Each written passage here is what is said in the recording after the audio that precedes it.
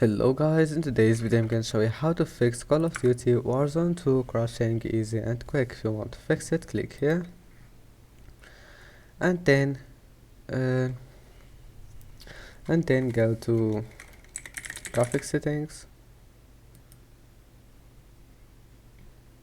Make sure to enable this option, hardware accelerated,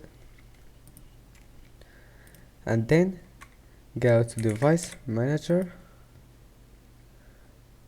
display adapters, right click and update search automatically for drivers. Do the same thing to the next one, and then GeForce experience, and make sure to update your driver here. Check for updates,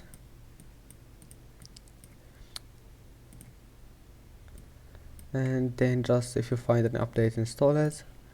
Restart your PC, and after starting your PC, open Task Manager, and that's it. Then just close all the applications that you don't need when playing, and you must know what they do before closing them. And that's it. Don't forget to like and see you in the next video.